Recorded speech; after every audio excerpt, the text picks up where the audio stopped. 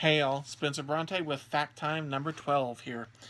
So we are going to bounce back to a topic I said I would, and I just have to. There's so much to talk about, so much to get into, and we're going to talk about Godzilla again.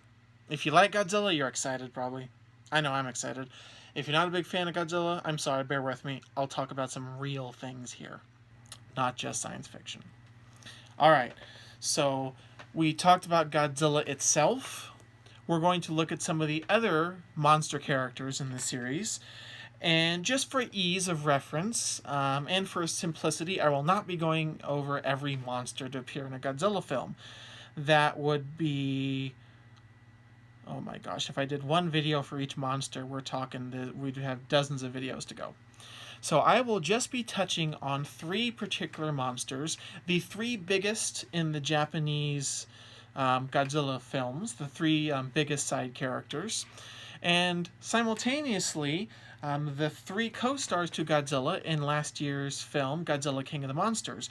So this is an easy way for you to engage with science fiction and employ some facts with it. So if you haven't seen the film, I'm going to unfortunately have a few spoilers here, not super major, but some. If you would like to watch the movie beforehand, go ahead and do so now and skip these videos until you do. But I will have three videos here, and we'll start with the first monster. You've had your spoiler warning. If you're still here, thanks for staying. And if you've come back from skipping it, that's awesome too, but we'll just dive right into it. This is Ghidorah, or more important in the way of titles, this is King Ghidorah. For die-hard Godzilla fans like myself, this monster is the best. Don't shoot me, but I kind of like this guy a little bit more than Godzilla itself, just in the overall design and the sheer raw power that this animal contains. And it's just a beast in the original film, and it takes multiple monsters to take it out. And in the most recent American version, which I have, this is the model here. This is the American version model that I'm showing. It's just enormous. It's over 300 feet tall, wingspan over 500 feet, and it's just a massive beast. So, spoiler warning, in the original Japanese film, as well as Godzilla King of the Monsters for 2019 here in America, this is an alien. There's nothing on Earth like this, therefore it's explained as an alien invading Earth here. So that's what kind of gives them the ability to have such an odd creature. But it's really not so odd if you think of history, culture, and art. So we're going to touch on some not exactly science things here with our discussion of science fiction. So this came from the Toho's creation in 1964. That's when this film was 10 years after the first Godzilla film. There had been multiple movies at that point. And this is reminiscent of Asian dragons, in this case Japanese dragons. So this one, being the American version, is a little bit more a European dragon style, kind of what we see, but you can, if you look closely at the head, you can see some Asian influence there. And in the original films, there's obviously much more Asian influence and Japanese influence there. So this is fascinating. You have dragons in many, many cultures throughout the world. Most major cultures I know of have some kind of dragon legend.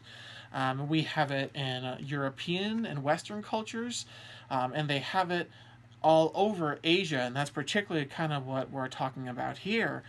This beautiful creature, this sci-fi monster, is inspired by Asian dragons, and there's all that power and wisdom behind them in the lore and the legends, and that's kind of what we see with this intense power behind this beast, that even Godzilla alone cannot defeat it, in both films, actually, the original Japanese film and the newer American one from last year.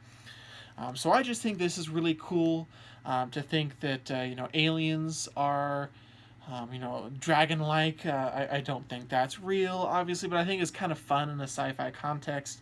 And in the 2019 movie, they go over a little bit about why humans have more dragon lore. So there's some fun stuff in there that's just sci-fi. But hopefully, what this has done and what these kind of movies do, at least they do for me, hopefully they do the same for you, they get you thinking about real things. That's my favorite thing about fiction. It gets you thinking about real things. In this case, like, well, what is a dragon? Where do they come from? Well, they're legends and mythology and lore for us humans. They're part of our stories. They're part of our history in that sense. And by making an alien invading Earth, you kind of have some fun with something like that. And you can insert it into your story, and it resonates with us as humans because we already have these concepts of dragons in our mythology. So that's going to be part 1 of this Godzilla series on Godzilla's co-star monsters. This will be number 4 of our Godzilla series period.